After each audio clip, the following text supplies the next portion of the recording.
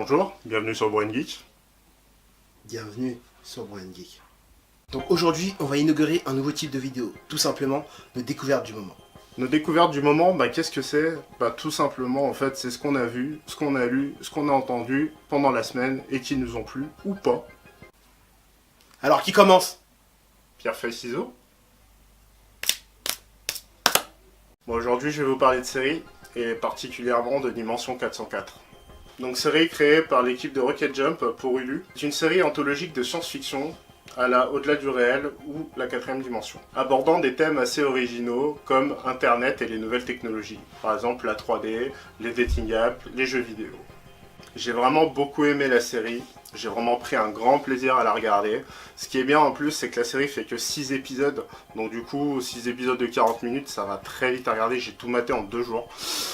Ce que j'ai vraiment aimé avec la série en fait, c'est qu'elle aborde plein de thèmes différents, notamment les jeux vidéo.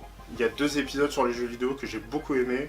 Il y a un épisode aussi qui fait très Stranger Things, référence aux années 80. Et franchement, c'est de la balle. Juste un petit mot sur la réalisation. Sachez juste qu'il y a Freddy Wong derrière sur certains épisodes. Et franchement, ça tue. La réalisation est hyper classe. Les acteurs sont pas mal non plus. Alors, il y a plein de petits guests à chaque fois dans chaque épisode. Dans le premier épisode, par exemple, vous avez Joel McHale de Community. Dans le dernier épisode, vous avez la meuf Hayley Ross qui a joué dans Knock Knock et Green Inferno.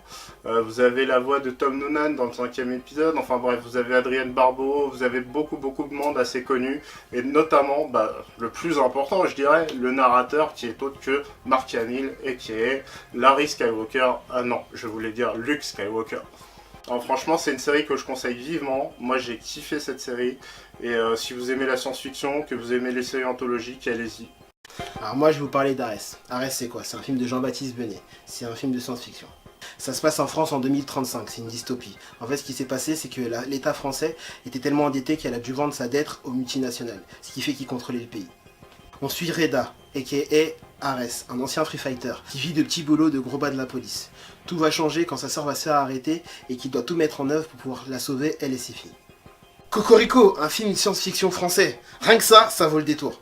Enfin, un film français qui ne soit ni une comédie, ni basé sur du social. L'ambiance du film est sympa. Le Paris 2035, dirigé par les corporations qui est au bord de la révolution, c'est une idée sympa à développer. Mélanger à cela des scènes de free fight sympathiques à voir, très bien mises en scène, des personnages attachants et très marrants, franchement, procurez-vous le film. Achetez-le. Et si vous pouvez pas l'acheter, vous savez quoi faire. Alerte de désolidarisation maximale, attention Nono ne cautionne pas le téléchargement illégal, télécharger c'est mal. Donc voilà, c'était nos premières découvertes du moment. Et j'espère que ça vous a plu. À la prochaine. À la prochaine.